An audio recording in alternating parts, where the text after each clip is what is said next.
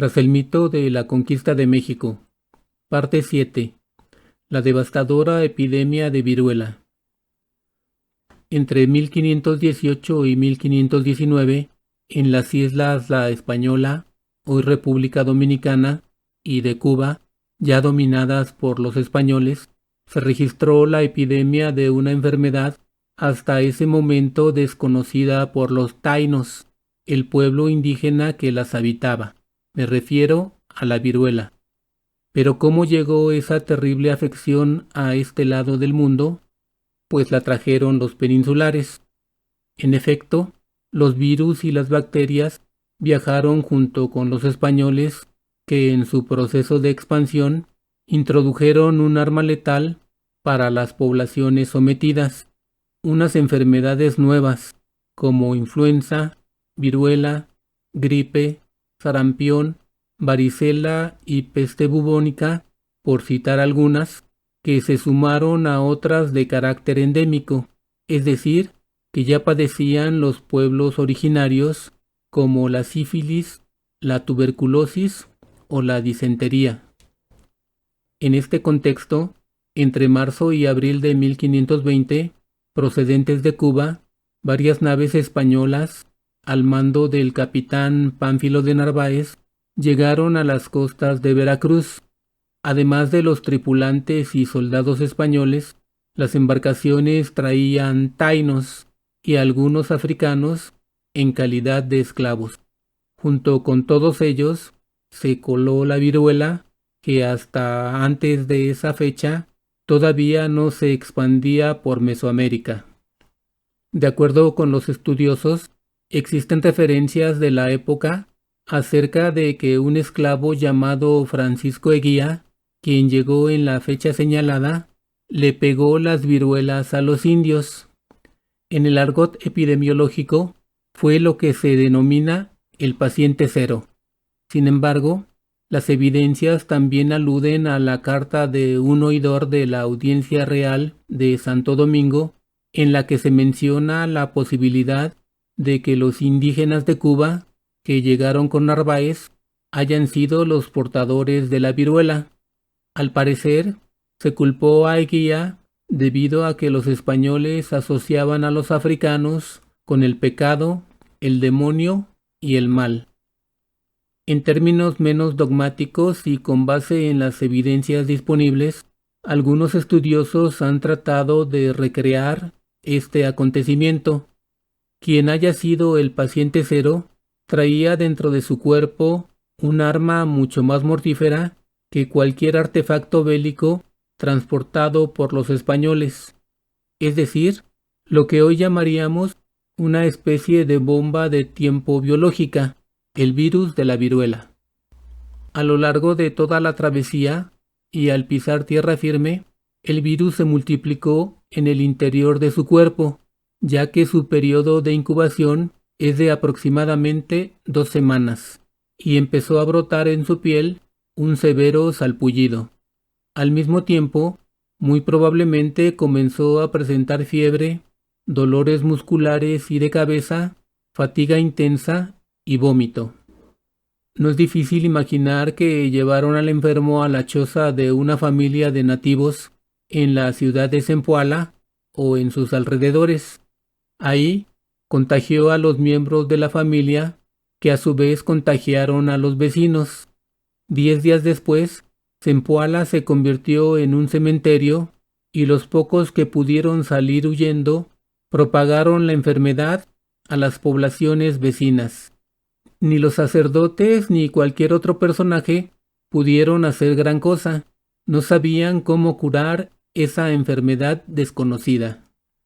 Luego de varios meses, la enfermedad se extendió hasta el área central de Mesoamérica. Según los cronistas españoles, después de la llamada Noche Triste, ocurrida el 30 de junio de 1520, mientras los peninsulares se refugiaban y recobraban fuerzas de su huida de Tenochtitlán hacia Tlaxcala, Dios consideró adecuado enviar la viruela a los indios y hubo una gran pestilencia en la ciudad. De acuerdo con los relatos, La epidemia inició el 10 de septiembre de 1520, ocasionando que los enfermos se cubrieran de pústulas o ronchas por todo el cuerpo. No podían caminar, solo yacían en sus lugares de descanso y en sus lechos. No podían moverse, no podían cambiar de posición, ni yacer sobre un costado, ni boca abajo, ni de espaldas. Y si se movían, era tal el dolor que gritaban mucho. La enfermedad tuvo una propagación muy veloz entre el 30 de septiembre y el 19 de octubre y finalizó alrededor del 28 de noviembre. Para diferentes estudiosos, la capital mexica no cayó por la fuerza de las armas españolas, sino por las plagas y las enfermedades. El asedio de la ciudad impidió el suministro alimentario, pero a medida que acusaban el efecto del hambre, los defensores sucumbieron a la plaga o a la enfermedad. La viruela fue el principal culpable.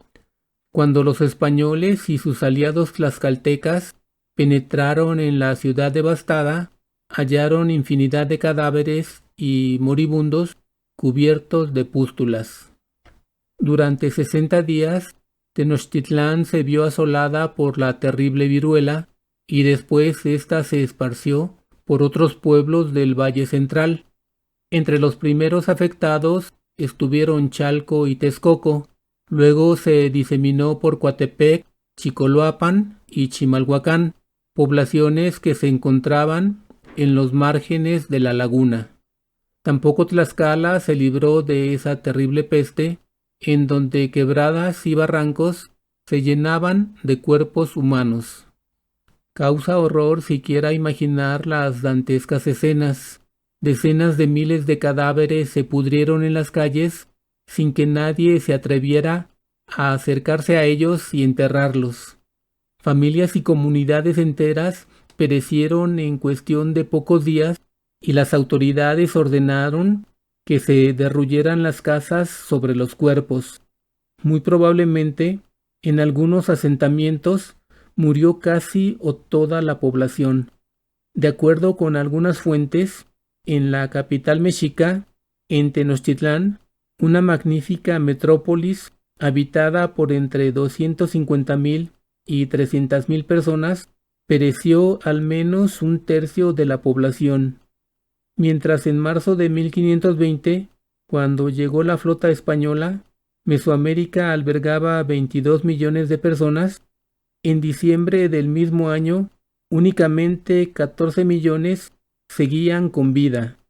Algunos otros señalan que es muy difícil contabilizar el impacto poblacional que tuvo la epidemia, pero no es exagerado suponer que aproximadamente el 90% de la población indígena falleció o se vio afectada por la enfermedad. Aunque el origen histórico de la viruela aún no se establece con toda certeza, hay rastros de ella en China y en Egipto hace miles de años. Sí se sabe que en la península ibérica la viruela había existido desde siglos atrás. Por eso, los españoles ya conocían la enfermedad a la que diagnosticaron como viruelas. Los médicos de la época también la llamaban sarna. Los indígenas le comenzaron a llamar Huizáhuatl, que significa la gran lepra, y Totomonilistli, que significa enfermedad de las ampollas. A quienes se contagiaban, se les hacían grandes hoyos y llagas y quedaban cacarizos, ciegos e incapacitados.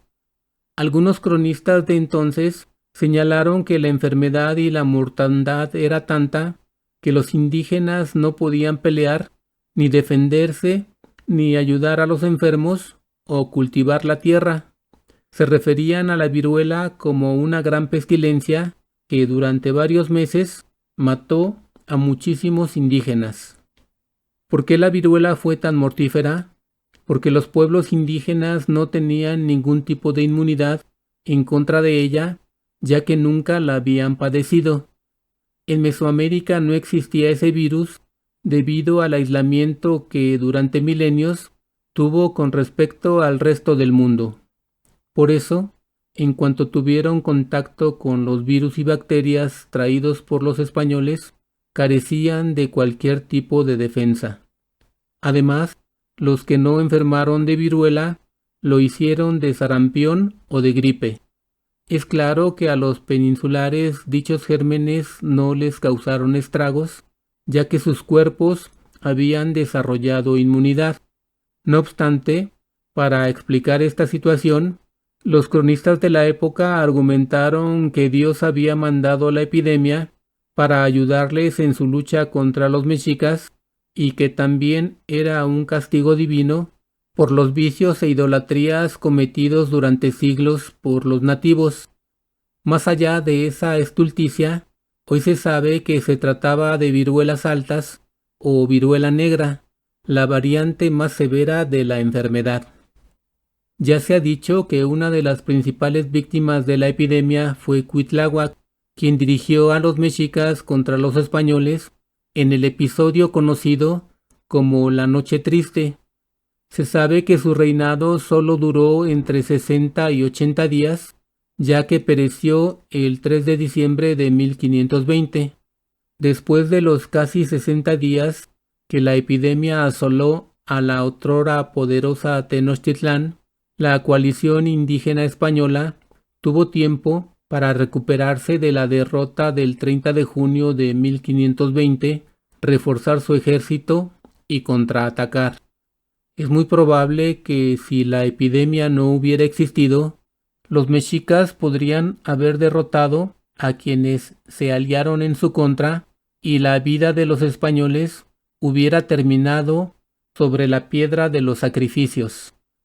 Pero no, es claro que la gran lepra fue el factor fundamental que socavó la resistencia de los mexicas y contribuyó a dar a esta trágica historia el final que ya se conoce.